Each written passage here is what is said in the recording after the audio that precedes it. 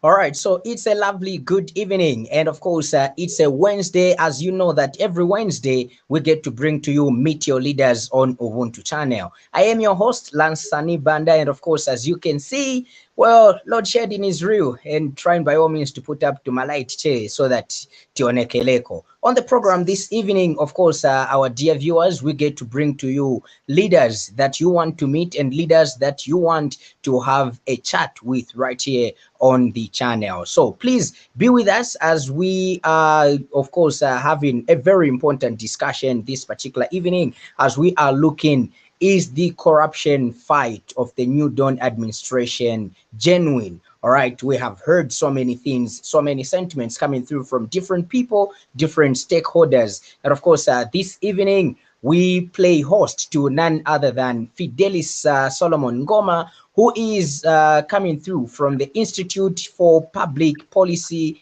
Research, of course, the Zambian chapter. And of course, let me have this time to welcome my guest.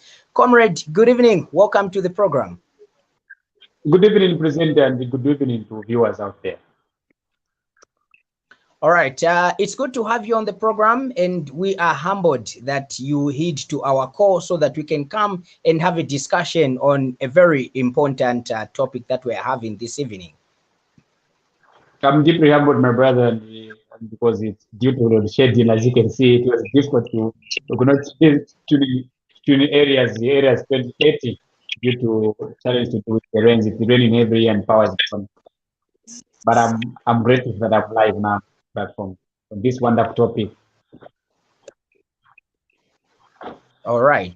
Thank you so much. Remember, our dear viewers, you will be joining us into the studio 20-30 minutes from now. The link will be shared. You'll be joining us into the studio. We'll be glad to have you as you share your sentiment. You can comment as well as ask a question to our studio guest or put through what you think is your answer to this simple question that we are asking. And the question is the corruption fight under the New Dawn administration genuine? That's the question that we are asking. Remember also to leave a comment underneath this live stream. Comrade Fidelis, quickly, let's get people acquainted with you. Obviously, they want to know more about Comrade Fidelis. Who is Fidelis exactly? What does he do? And as a Zambian, what is his role? Why is it important that you want us to discuss this particular topic? Okay, so my names are Solomon Fidelis Ngoma, Zambian, of course. Both my parents are dead, and I went to secondary. Did my secondary school at International. I have a master's degree in philosophy. I majored in constitutional law and political science. Right now, I'm a senior researcher at the Public Policy Research Institute in Zambia, Zambia, actually. As you know, that the IPPR is a global institution. So that's all about me. Of course, a family man.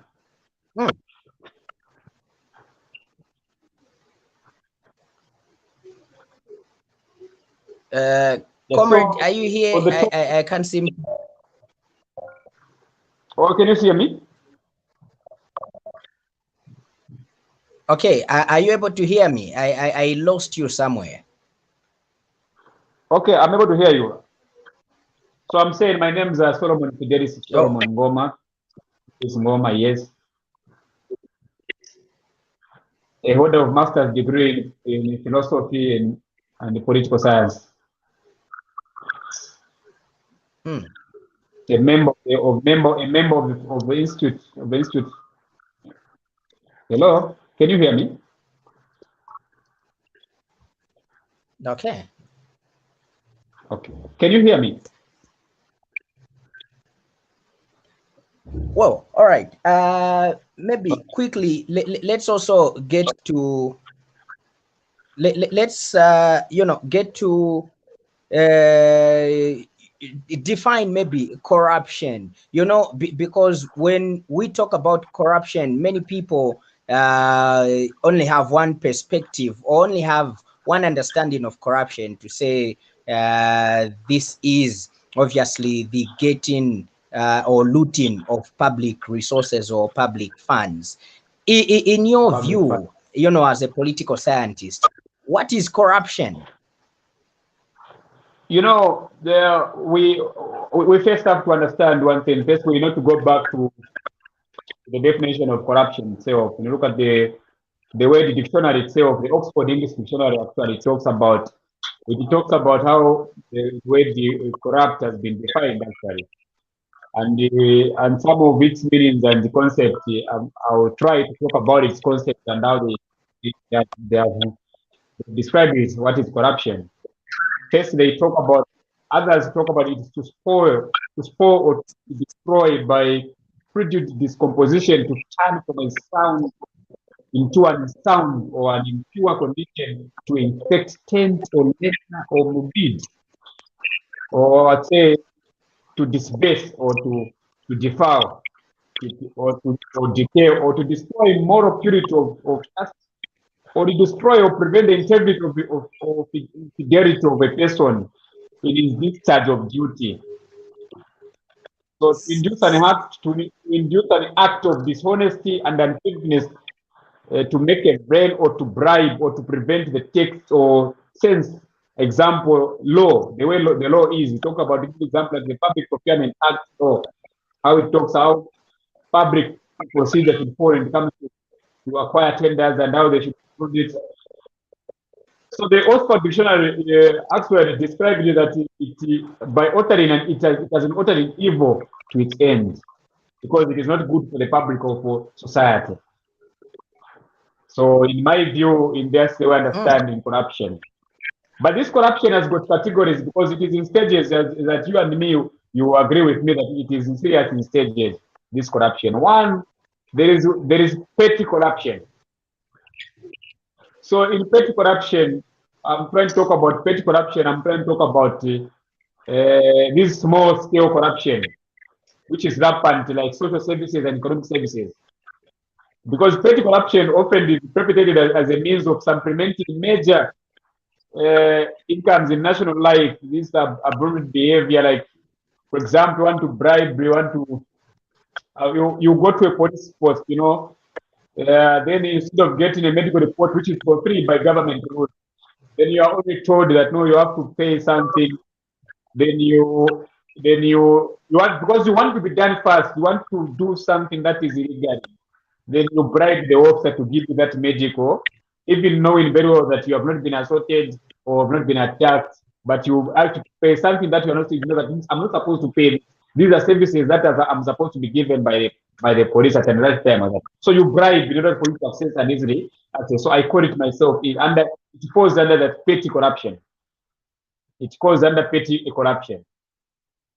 So you look at it, let's say, the petty corruption, it is actually rampant. Hello? It is actually rampant in its way. Hello? Sorry about that, comrade. Internet issues, but I think I lost you. Sorry. I'll come again. Are you able to hear me? I'm here. Yes, loud and clear. Loud and clear. Loud and clear.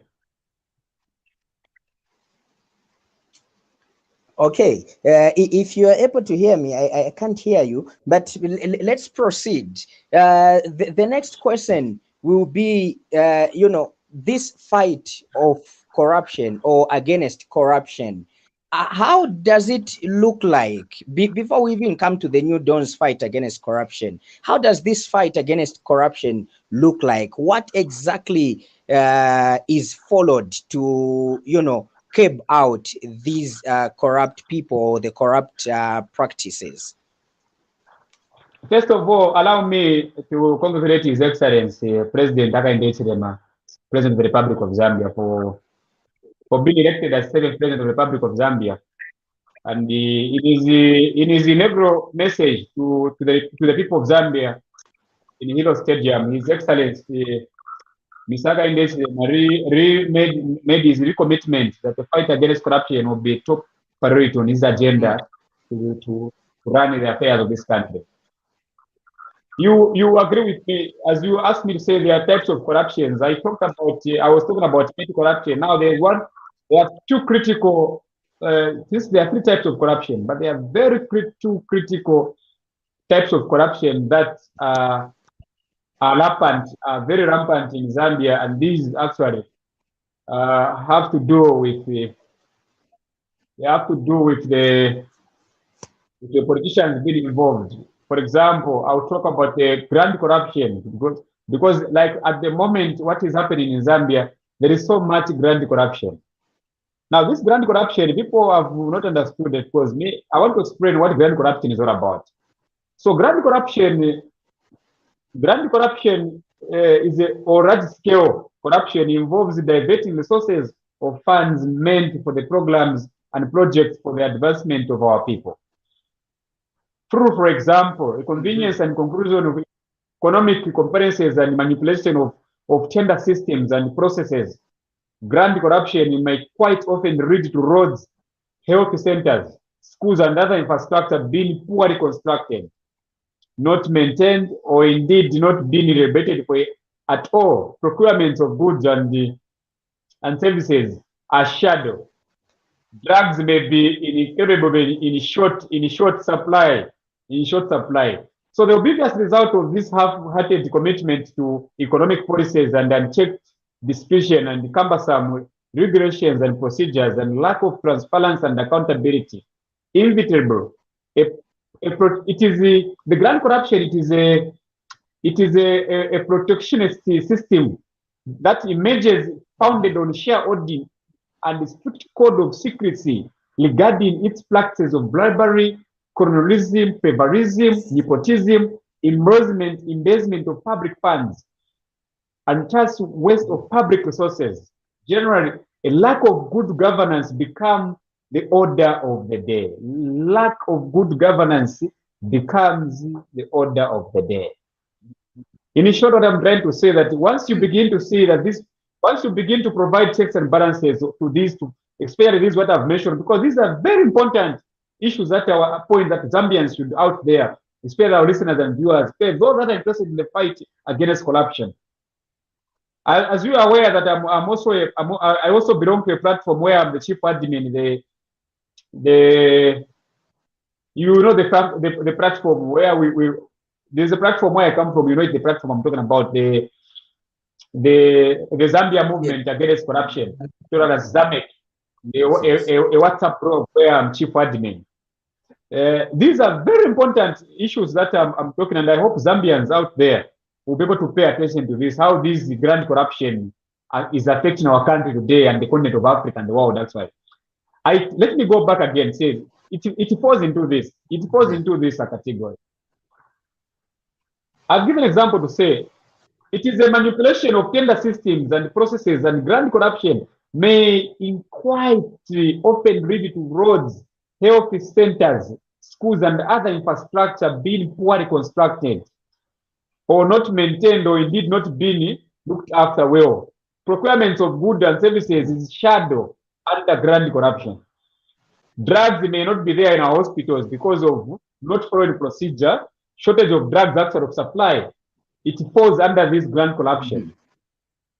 So the biggest result of this is that half-hearted commitment to the economic policies, number one. It does not talk about, it preaches economics, what policies, but at all, it does not really commit itself to that because, and I will explain why. It provides a dangerous environment. One, it provides unchecked discretion, a cumbersome regulations and procedures, lack of transparency and accountability. Inevitable. If it is, in short, I'm trying to say that it is a protecting system which emerges founded on shareholding in and the code of secrets regarding its practice of bribery, colonialism, favorism, nepotism, and embezzlement of public funds, and waste of public resources, and generally lack of good governance becomes the order of the day. Grand corruption scares away genuine investments. Wow, it is a major attraction to criminals, drug babylons, drug traffickers, fraudsters, all manner of undesirable underworld prohibits and crooks at all levels. So I'll talk about why this was that grand corruption. Now, in the last 3 years, you agree with me that in the last previous administration of the Patriotic Front government and the MMG, the Zambian people witnessed the political corruption. Yes. And individuals who fight political corruption, their lives, our lives actually becomes at least because we expose the very dirty games that goes on by virtue of one being a minister, virtue of one being a member of parliament, by virtue of one being connected to the party in power or to politicians. One of my, so I want to talk about it because it is very important so that we understand where we're coming from and what needs to be done by the new government. Then I'll answer the question: is the fight against corruption genuine? Is the fight against corruption under the new government genuine or not? So institutional political, because political corruption is very institutional. You know, because the conduct itself, that certain circumstances and conditions may seem necessary or desirable aspect of institutional duties. Institutional corruption is an improper conduct done in the name of the institution, even such as conduct violates the principles that promote the distinctive purposes of and for which the institution was established. I'll give an example. We talk about the purchase of fertilizer. You agree with me, the purchase of fertilizer, it falls under this because procedure, was it followed? We have read, and others have written to SEC, to Anti-Corruption of Zambia, they have written to the various, even the law enforcement agencies, to say, was the procurement of Alpha Omega, was the process followed or not?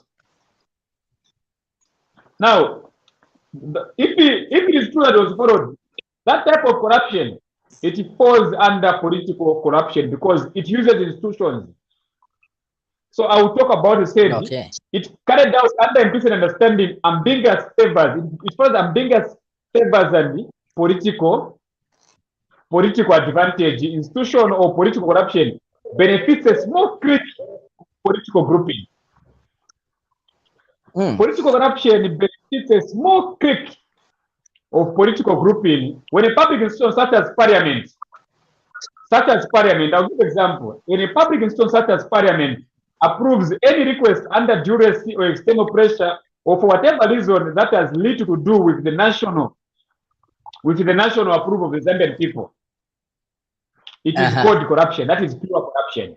Intent, the conduct so exercise corrupts the parliament and the normal parliamentary procedure, the diagram, such that such conduct does not only constitute institutional prevention, but also violates the primary and the ethical purposes for which the legislature was established. For example, like which the way parliament was established. Parliament is to provide an oversight on the performance of the executive, and the judiciary is to bring the executive to order.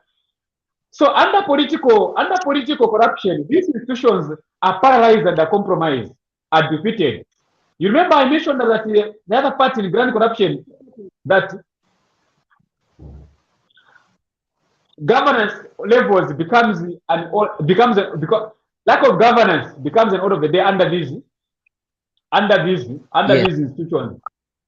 So when public institutions such as the public media, I'll give an example like the public media, which are used to deliberate and calculate exclusion of certain citizens, because you are Banda, because me I'm Michero, you are Tonga, you are Loz, you are Bemba, you are Lubade, you are Namwanga, you are what? You are not supposed to be teach on this, talk about this. It is also part of, we call it political corruption, because it undermines and threatens the very integrity that promotes for us to fight corruption. So these certain citizens and groups of citizens, in order to further rather than national interest, political and social well-being, this is political corruption. It is an anthem to democratic, it is an antivirus to a democratic practice, an abomination to good governance. I repeat again, it is an antivirus to democratic practice, practice and an abomination to good governance. It is so defective that political corruption so much damages society that during elections, for instance, voters are expected to be bribed by candidates and political parties. A deadly consequence of this, my brother and Zambians out there, is that this is not hard to see. Corrupt people can easily be elected to positions of leadership. A corrupt elected leadership runs a corrupt system and thrives on further corruption because they were elected using corruption. That's the dangers of political corruption. So the moment you, so I hope you agree with me. So my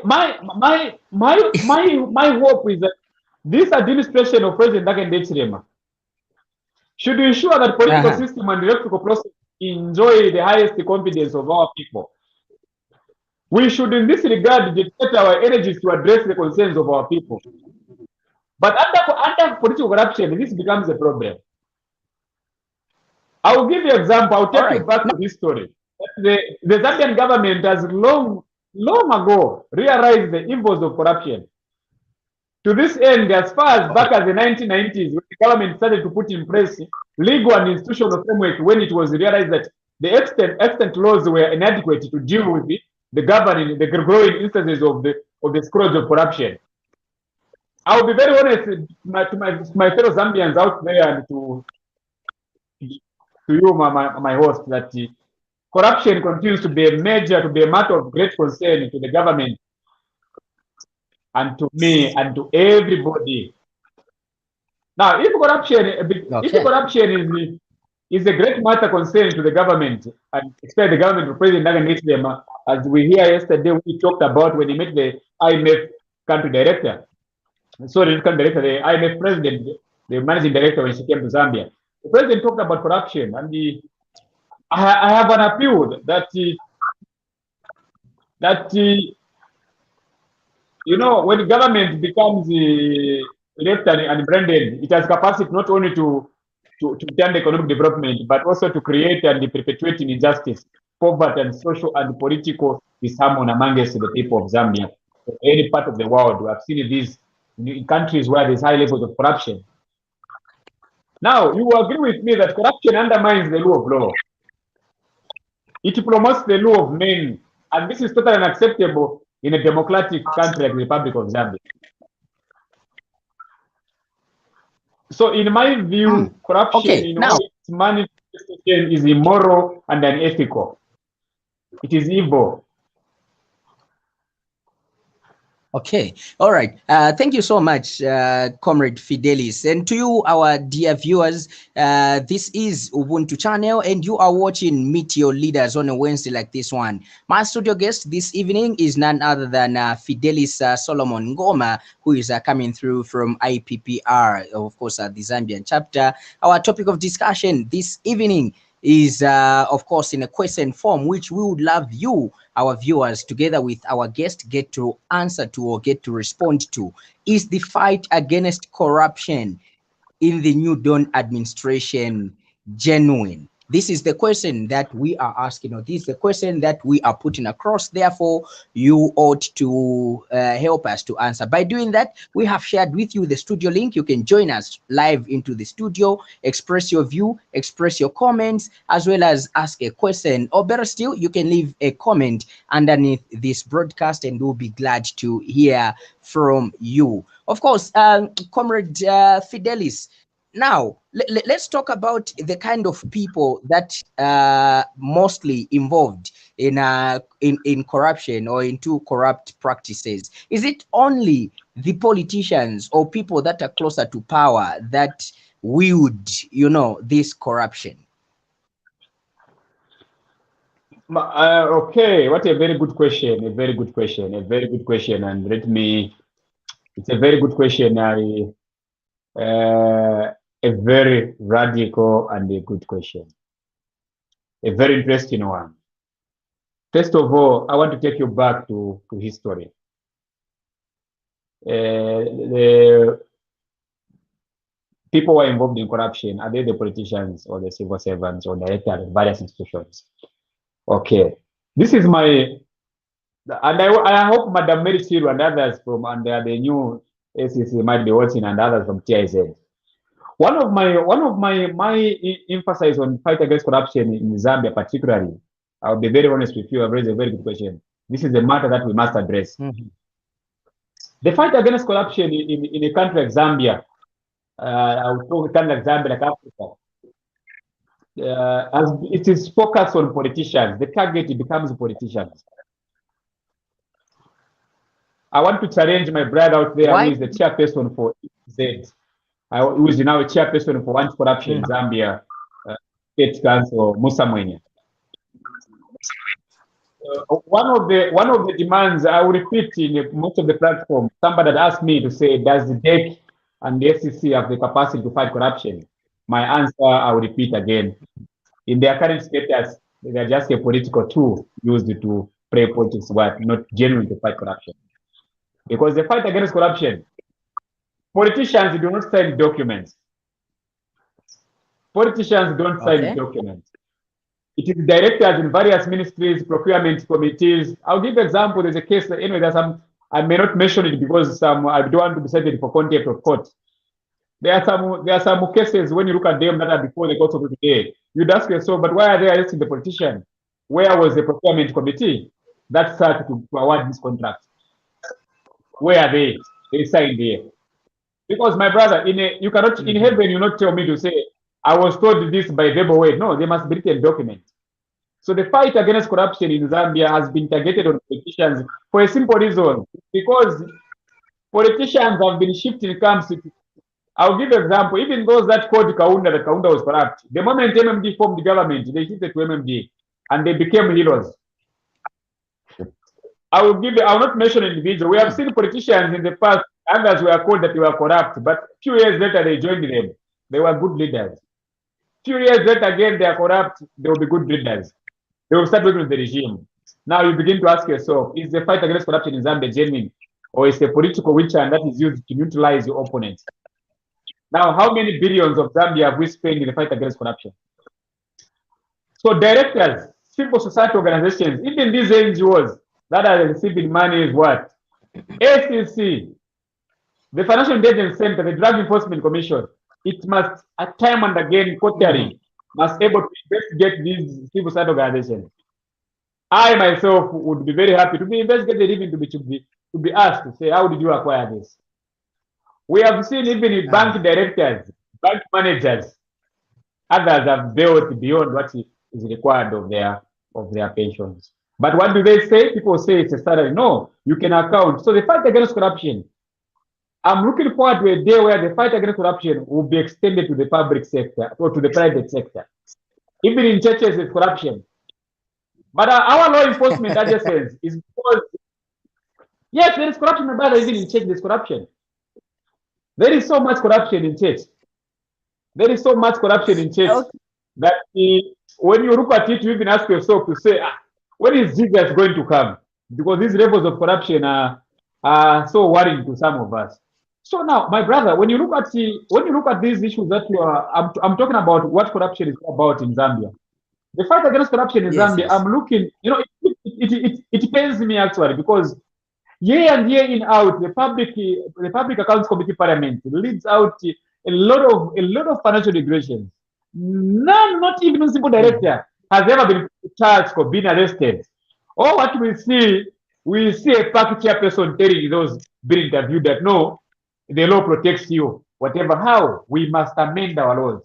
There is no way I am director, I'm given funds to run an institution entrusted because those are taxpayers' money. Whichever, even I'll talk about NGOs in Zambia. They also have to be investigated actually. There are those who change, others become cadres. They become cadres. They will find a way to have somebody at State House who can do whatever they want to do. This is something that President Nagande must never tolerate under his administration. The people of Zambia voted for him in overwhelmingly with the hope that it was going to, that the fight against corruption be taken serious and be taken as a priority. The fight against corruption should not only be about Boma Lusamba or Joe Malanje, no. It should be about everybody who is involved, including the president himself. He must also invite to say, investigate my children. You remember very well when Michael Sata, his son Munenga Sata, when he was reported to ACC, Michael Sata allowed the ACC to investigate his son. To say investigate him, where Afnia with MPL. So you need to understand, because the fight against corruption, it begins actually in your house, in you and me in our house. That's where fight against corruption starts from. How do we run our homes? Who am I in society myself? Because the fight against corruption, Now, why billions of money has been lost is because you spend so much time on politicians. I'll give you an example right now. There's a lot of corruption happening under the UPND administration. Why? It's because the directors in various ministries have taken advantage because of the fight against, because the fight between PF and UPND using SC or DEC, whatever it was. Now, when you do an Comrade audit, you'll be Fidelis, surprised. Yes, my brother. Comrade Fidelis, when you say Yes, there is corruption, when you say there is corruption, you know, in this administration, do you have proof of these directors being corrupt? What indicators are you using? What yardstick are you using to say they are corrupt? you have asked me a good question, and I appreciate for that question. And I'll take you back. I'm a man of my own words, and I'll speak as well. I want to say.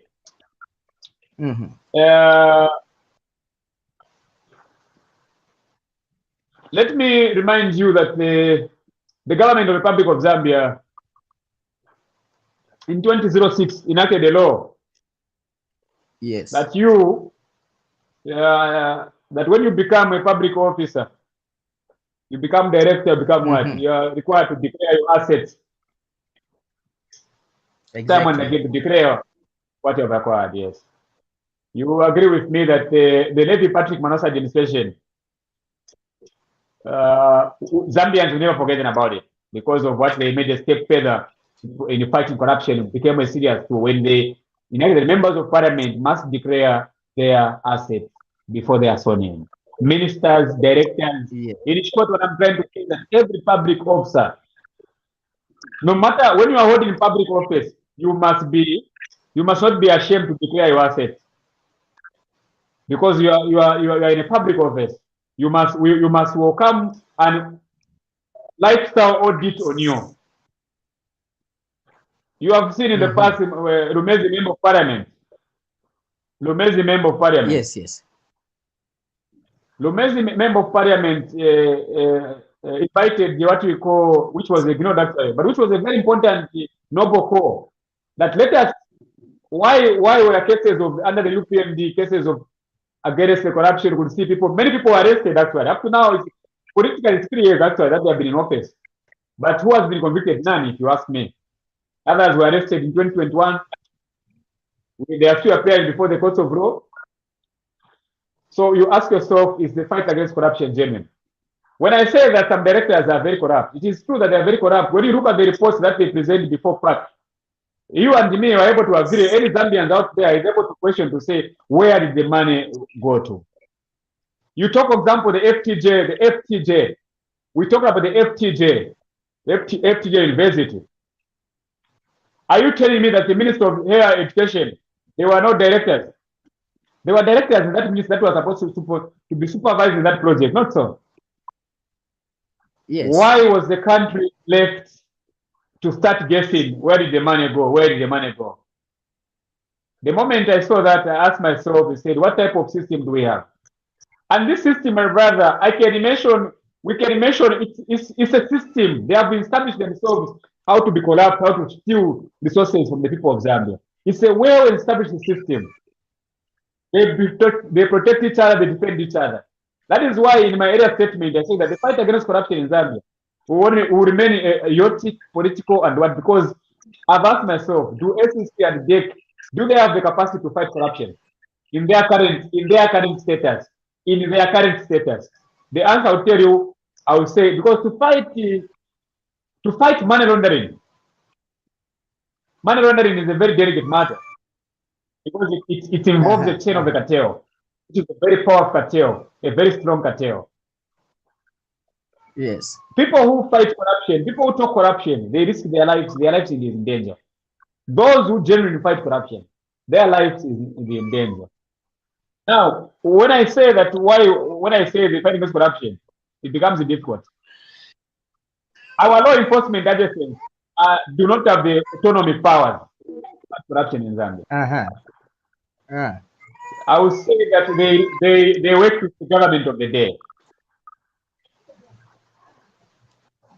Okay. Are you getting my point? They work. Yes. Our law enforcement agencies in Zambia, they operate under the philosophy or the policy of the party in power, which is totally unacceptable, which is not supposed to be the case.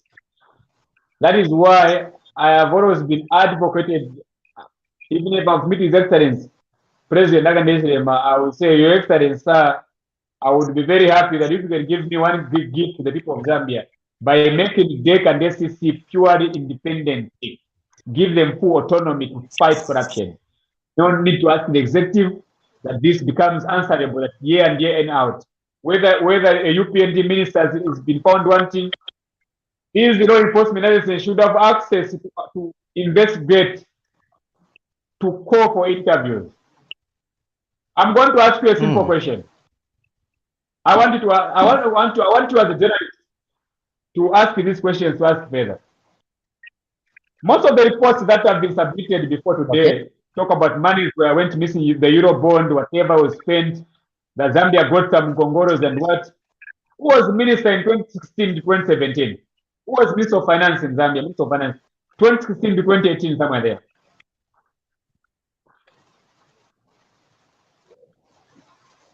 You said who was what? Who was Minister of Finance in 2016 to 2018?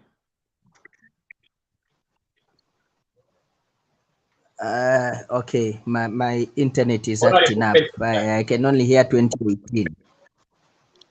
I'm saying that who was the Minister of Finance in 20? Who was the Minister of Finance in 2016 to 2018, 2017? Finance Minister 2016 to 2018. Yes. It was Honorable Fidelis. Okay, if I'm not mistaken.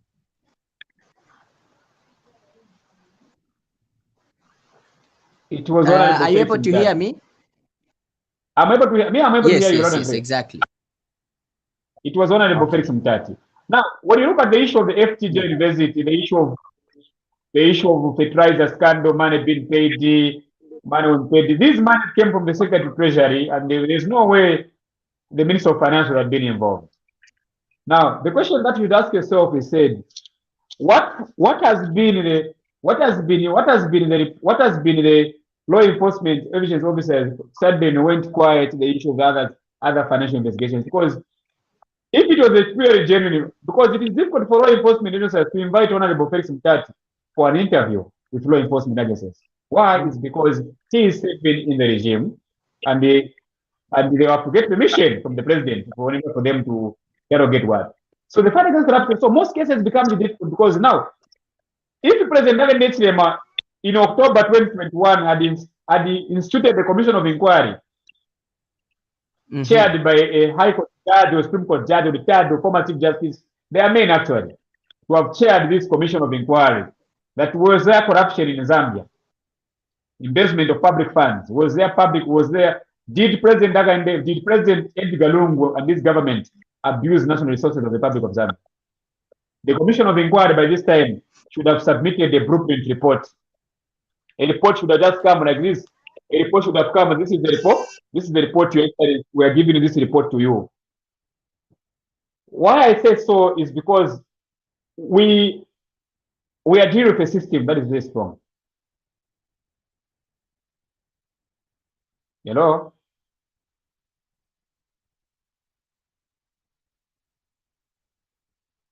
Hello? Yes, I can hear you, comrade. I can hear you. So the fight against corruption. I can hear you. Are you? Yes, I'm able to hear you. So there are many other pieces of litigation that have to be revisited to promote transparency. These include the Anti-Corruption Act, the Electoral Commission Act, the Drug Enforcement Act, The Commission for Investigations Act, we need to create actually the Commission of Investigations Act actually. President Dagan of the powers vested in him.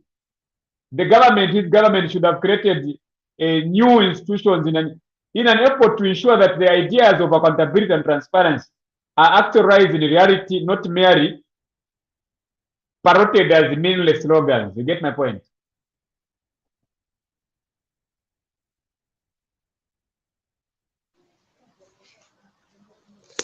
You get my point? Yes, yes, yes. Yeah, so I will repeat again to say that the government of President Daga Indesirem needs to create an environment or institutions in an effort to ensure that the ideas of accountability and transparency are actualized in reality, not merely parroted as meaningless slogans.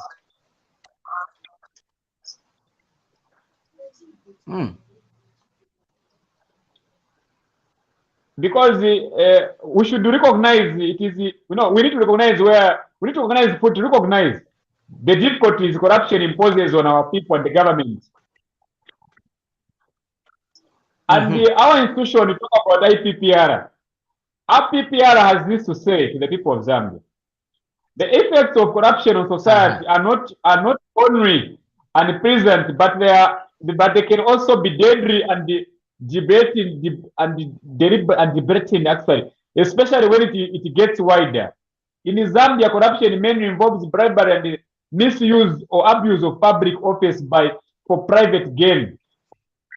For private gain or advantage. Corruption in Zambia manifests itself in various ways and forms, in which in both the private and the public sector. The impact of corruption, if not contained and contained timely, corruption is clearly associated with many, even be one of the primary causes of the current high levels of poverty, the culture of fear, poor governance. In the area of health, corruption is compounding difficulties associated with many. If left uncontained, corruption threatens to undermine the credibility of the government of President Dagan Ndejima and the country itself, and the very existence of Zambia as a nation. Okay. Now, therefore, it is not it is not poverty, but corruption, which poses a great threat to our people and the nation of Zambia. Okay, let me get to bring you to this, since the organization that you are coming from is it's an institute for public policy research. Have you ever considered, as IPPR, have you ever considered running a research on how or why corruption exists, and maybe on the possible ways of ending this corruption, if at all corruption can completely end? No, when you look at, thank you very much. Thank you very much for that question. And that actually, this is what we had talked about it we talked about, we did a research on corruption. And one of the findings that we found in corruption in Zambia was that the fight against corruption in Zambia has been, we as a country, I would say there have been bumps in the fight against. We have not been consistent with it. Actually, the research shows that we have not been consistent. When the government you remember in 1996 July, you remember very well. In 1996 July, whether you were there, I don't know, but remember that Lady Patrick Manawasa had resigned as the Vice President of the Republic of Zambia, and in one of his statements after resigning, he had warned about the spread of corruption in Zambia. That was a danger to the future of Zambia. Was the future of Zambia. So when you look at our research, to talk about it talks about civil society organizations, including NGOs, the church, the media, political parties, professional associations, academia, student organizations, trade, whatsoever unions. Now, we have. One of our recommendations was that we need to galvanize public opinion and campaign for business corruption in Zambia. Now, this becomes a problem. Why? It's because over the years, I'll give example, politicians, district commissioners, permanent secretaries, ministers, members of directors, because most of positions, our laws are very weak because these positions have been made to award the political favorites who supported you in general elections. There becomes a problem. So they are not really properly oriented when it comes to how do they understand public service management, like the issue of procurement, So we recommended, one of the recommendations we did, that there was need to establish strategic alliances and partnerships for restoration of Zambia's good image. Because the fight against corruption is not a government, it's not the UPND or President Agnes job, no. It's for all Zambians. So to facilitate investigations and prosecution of matters of public interest, there is need to enact laws to enforce to equip these law enforcement agencies with powers actually. Because as it stands now, most of the cases have to go through the director of public prosecution. Either these cases can be taken to the courts of law or not.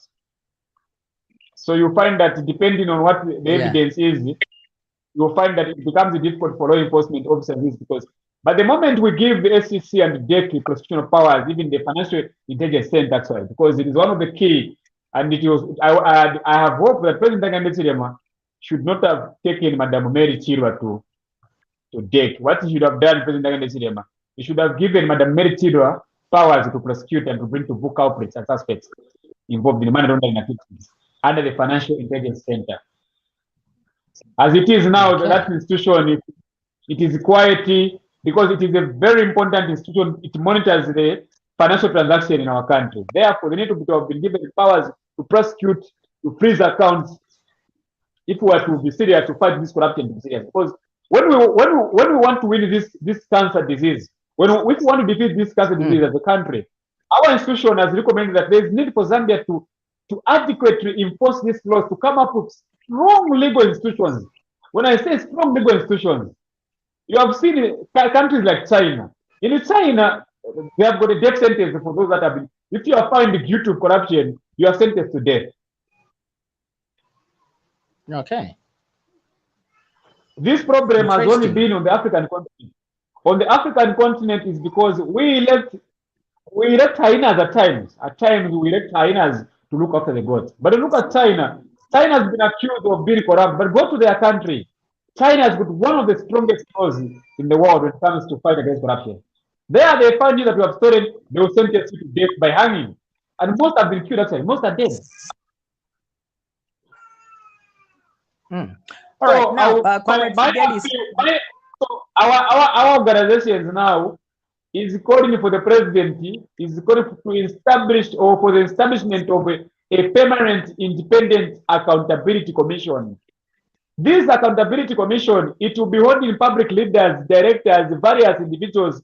Like we talk about I talked about the Auditor General's report, how it has been abused year and year in out, where these abused, where they will tell you, no, it was the PS who told me, no, it was who told me.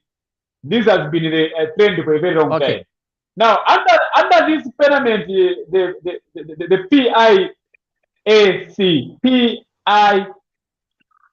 I would say permanent independent accountability commission, you have to account. There must be documents to say this money that was meant for this vehicle was used to buy on Labor Day, since it was Labor Day, was used to buy suits. You have to justify, was it necessary? Because if money that is meant to buy medicines, you as directors, you go and buy my suit, or you divert it, you sponsor it to travel the country, while money is living in a hospital or drugs, that has to come to an end. So our institution is actually advocating that His Excellency President Ngoma should look to it that this institution, because many of the times under the PF, we wrote many recommendations. These were lavished off. The MMD lavished it off. The moment Mwanawasa died, when Arabic came in, this idea was lavished off because it will be a powerful institution. It will provide you, even the speakers, members of parliament, for even the private directors, you have to account what we call accountability commission. Oh, we saved here. What I'm trying to say, my brother, is that this country, we hear year and year in out investment of public funds being misused. Recently, we have seen a report. I saw an Arabian headline in the mass newspaper that about 1 billion Ministry of Finance has been spent in allowances and what. And I've asked myself, what? I asked myself, what? Now you go in most parts of the country, those monies could have been used to build our Fidelis, to work on our health posts, to improve our agriculture setup, to help centers with drugs. So the moment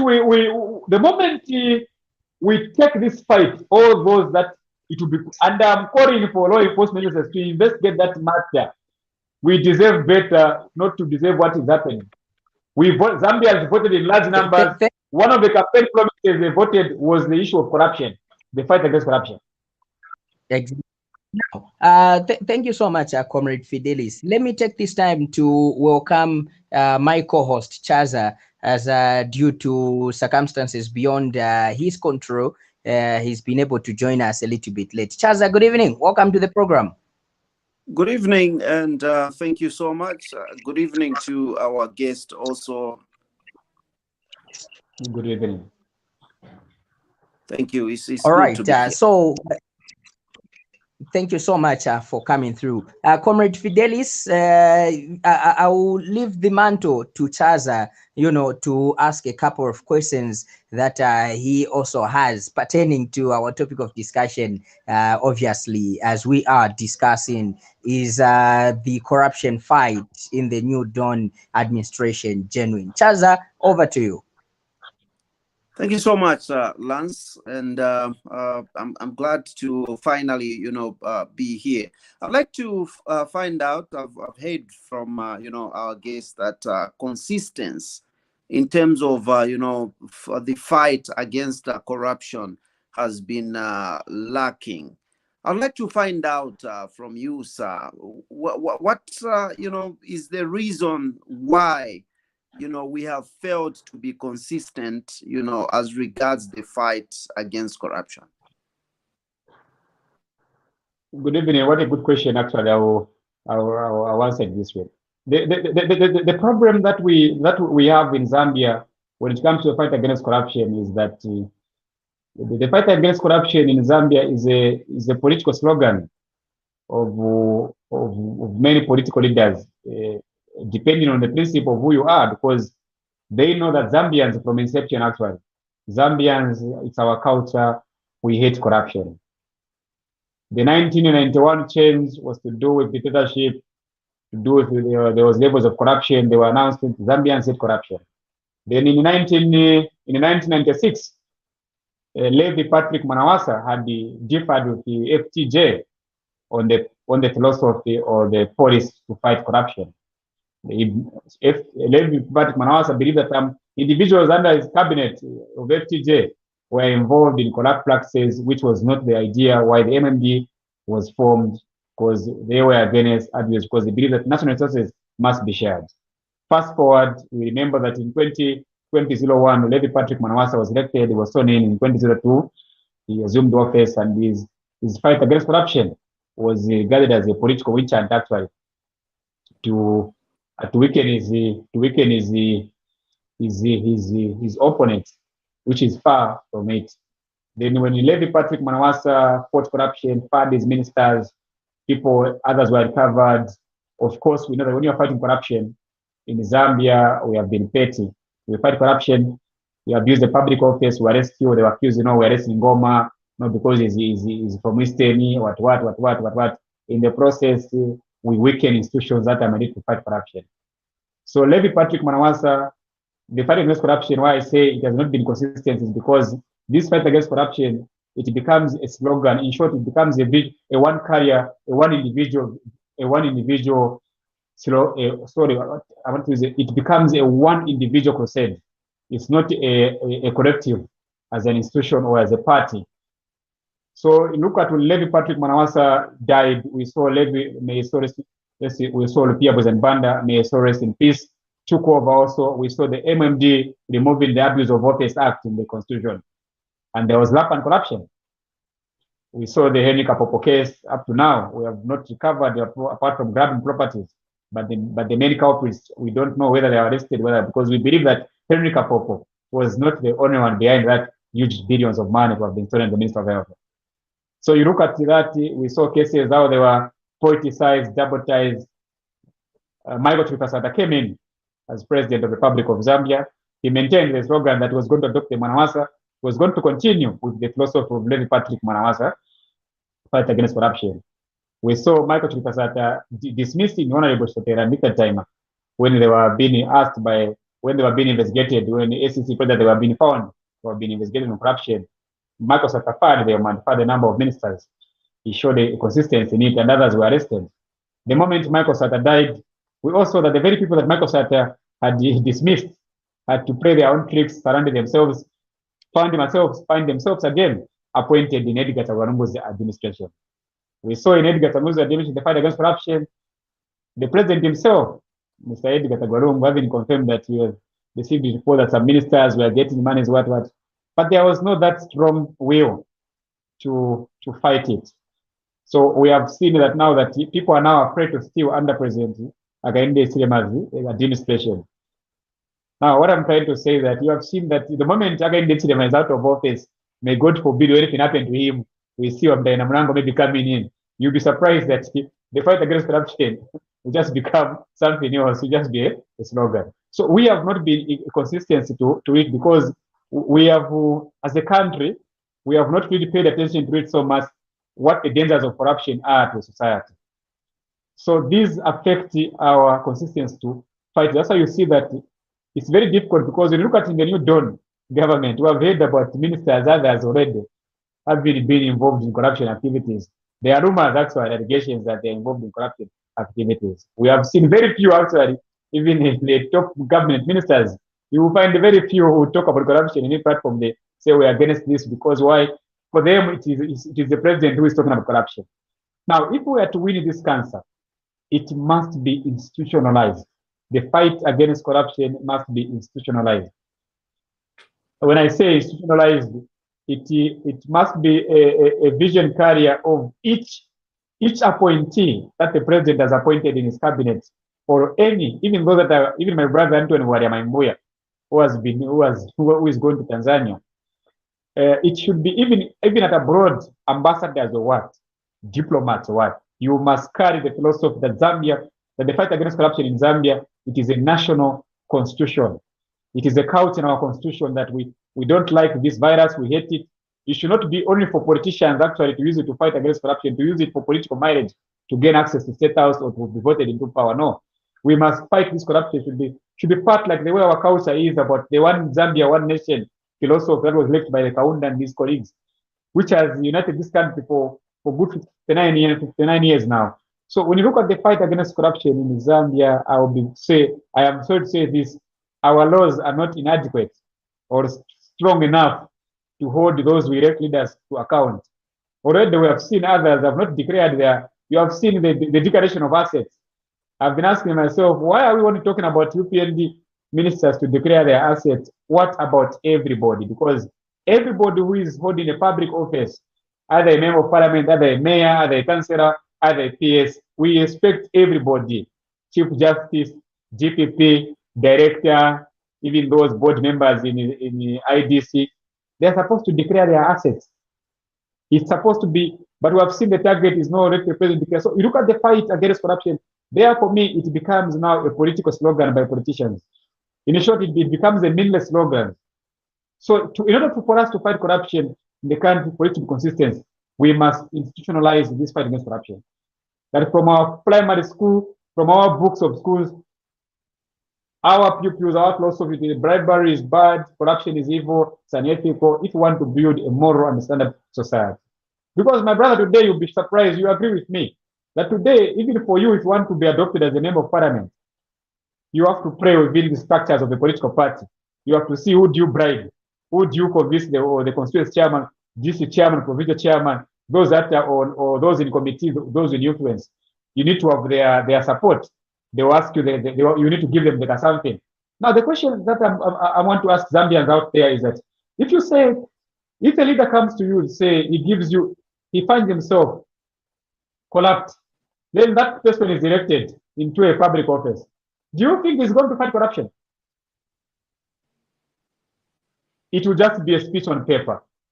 But in reality, it will not be the way out. So we need to look at the fight against corruption. These law enforcement officers. You go to the US, you go to America, You go to UK, you go to other countries in Europe, you look at, they check, they look at how did this one get elected. If I'm a member of parliament, before I'm appointed as minister, a CN committee must investigate me. How did I find myself elected? Did I bribe anybody? Do I hold public integrity? Do I have integrity, leadership integrity? Can I be trusted with leadership if I find myself to have bribed leaders? So the fight against corruption in Zambia will only be consistent if we look at our laws and amend our laws and strengthen our laws, unlike as it is at this stage.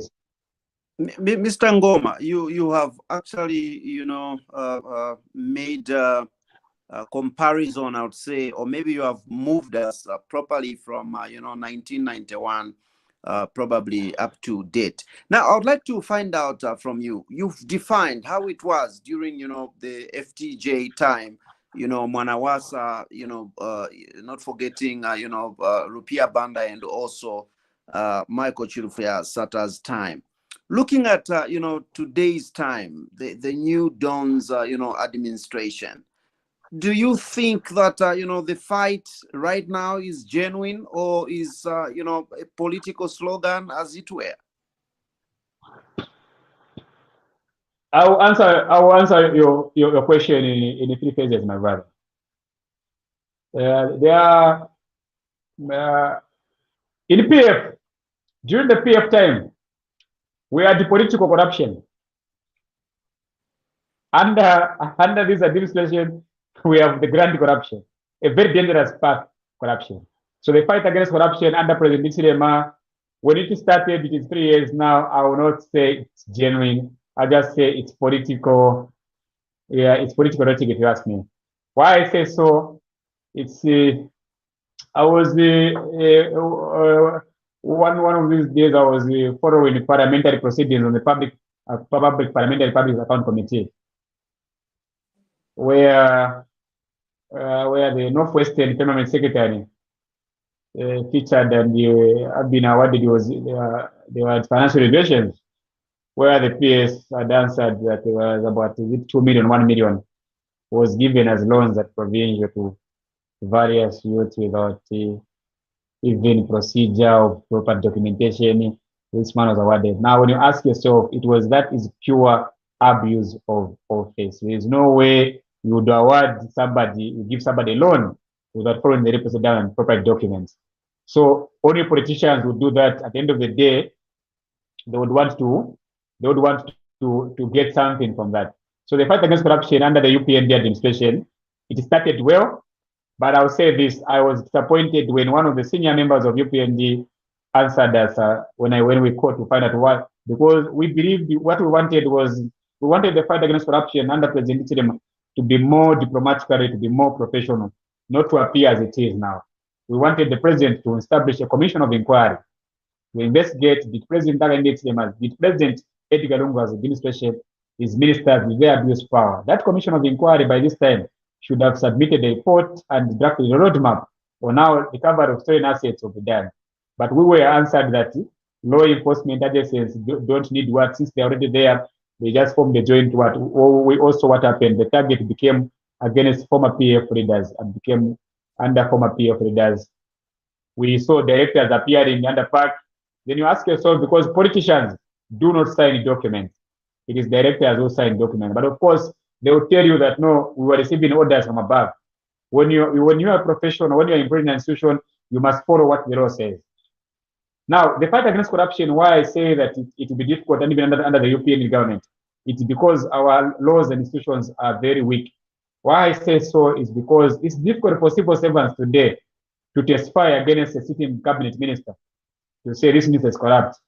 Is because either that civil servant to be fired or transferred or called to be say you are an enemy, because there are some ministers who are corrupt, who are transferring directors, who are calling them to say, no, these are PF, these are MMD, these are opposition sympathizers, they should not be part of us, for simply reminding the minister what is required to be done. So the fight against corruption under President Chilema, I would say I'll give it in percentage scoring. It is only 35% out of 100%. Sir, do you think, the fight against corruption, can be won? The fight against corruption can be won, yes, because it is a cancer, whether we like to or not, it's a cancer that we must fight. Because corruption, grand corruption, for example, scares away genuine investment. It is a major attraction to criminals, to drug barons, to drug traffickers, fraudsters, all manner of undesirable, of underworld, fraudable crooks. And then it is a danger to democracy, because when there's so much corruption, your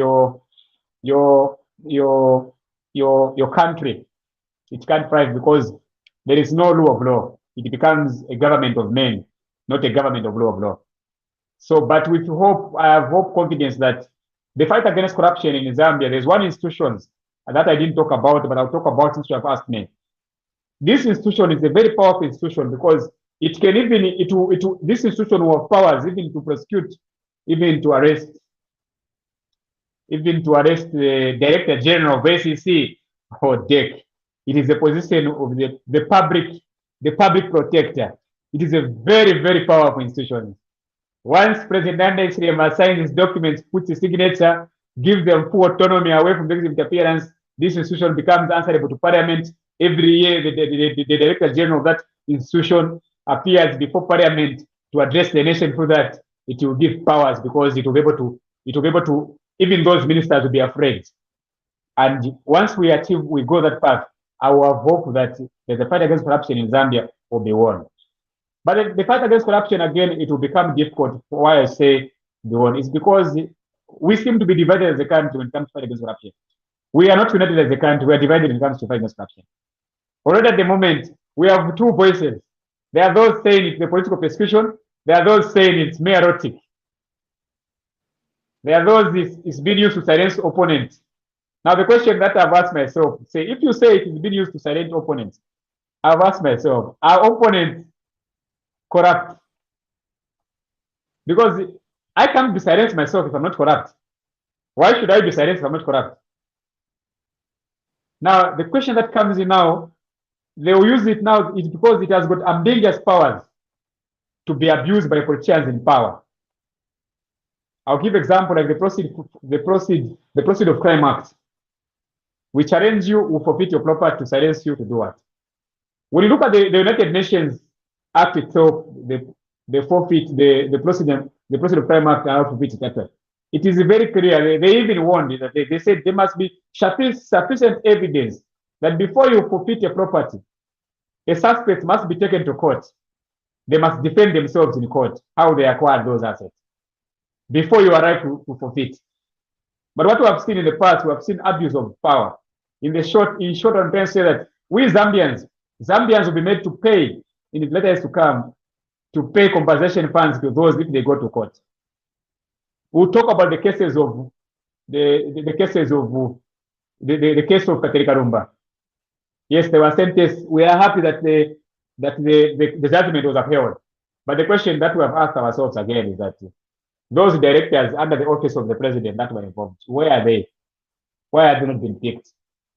Because officers under the act, there's an act that guides every officer in Zambia. Every human being in Zambia, we are told we are not above the law. We are all answerable to the constitution and to the laws of our country, including the president himself. If it is out of office, he believes that he has abused his powers, his immunity will be removed, and he will be given a platform to defend himself in the various courts of law. That's Mr. why Ngoma, the sort of no one can talk. Yes, my brother. Mr. Ngoma, yeah, I would have loved that, we went on. But due to time, I would like to ask you, this last question. You have proposed that, there must be a permanent accountability, commission. We've seen commissions of, inquiry that have been instituted and they've gone, and no solutions, or rather permanent solutions, have come forth. How viable, how different, is this type of commission that, you are proposing? Okay, I'll give an example. The constitution provides the the constitution gives Zambians, it provides that when a president is sick or what, a commission of health experts will be instituted to examine that individual, whether can this person, and that act provides the roadmap. It will take a report to Parliament. We have seen either the president will be removed, either will be sworn in. Now, when we talk about the independent commission, why most commissions have not fruitful to Zambia, I talked about it to say the fight against corruption in Zambia it's always a political slogan. As I told the other presenter, the other host was in the area, I talked about that law enforcement agencies may have information on any politician, but because politicians are political prostitutes, that they will cross over. They will cross over to join a different political party which is in power to protect themselves from the crimes that they have committed. Because the party in power may look at, no, this one has influence, so we need them to join us, to be with us, so don't arrest them. Because the president in Zambia has too much powers. So we need to, so the commission, I'll give example, the commission of inquiry of Margaret Lucas, the commission of inquiry, which is established to talk about you remember the cartel to do with the exportation of oil in Zambia and the Mongo saga. Remember the Mongo saga? The commission did recommend in its report that Francis Kabonde and others should have been arrested for various offenses that they might have committed. But we never saw them. That's why is because the commission of inquiry was only instituted under the conditions of the president. So in short, you are performing at the discretion of the president. Now we need to amend this when it's talking about institutions. It should enact itself. It should operate automatically itself. After it's given itself 6 months or 5 months or 4 weeks conclusion, it should write a draft map, invite light law enforcement officers. Needs to be done. The president should only just be informed. Should just have a copy, but automatically, when that report is out, those that are found wanting, automatically law enforcement should arrest them and only inform the president. Say, this is the report. These are people, and we're happy that our law enforcement officers have moved in, and these who are now appear in court. This is your commission of report, and this is what we have. We expect your government to gazette now to say these properties that will be to be stolen, be gazetted, be forfeited to the state.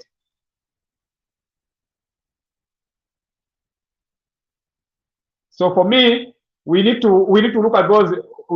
We have seen the Zambia Law Development Commission, which in my view, it has not done its role to help us strengthen our laws, especially when it comes to accountability and transparency in Zambia. Already we have seen the IMF conditions. It is still we are still in limbo. We don't know what are the conditions of the IMF, but yet we'll be the ones to pay the bailout package of that loan from our taxes. So we need to come up with, we need laws actually. We need a government of, not a government of men, but a government of laws. We need legal strong institutions to make you and me accountable for our work, for our performance. Not to political slogans, no. Not because, no, if I defect, I'll give an example. I'll not be surprised in future if Boma Lusambo defects to UPND and he becomes a hero. Then I'll come and remind you, say, this is the guy that you arrested. You say he was corrupt, acquired whatever, but he's now with you and he has gotten back his properties. We have seen this in the past.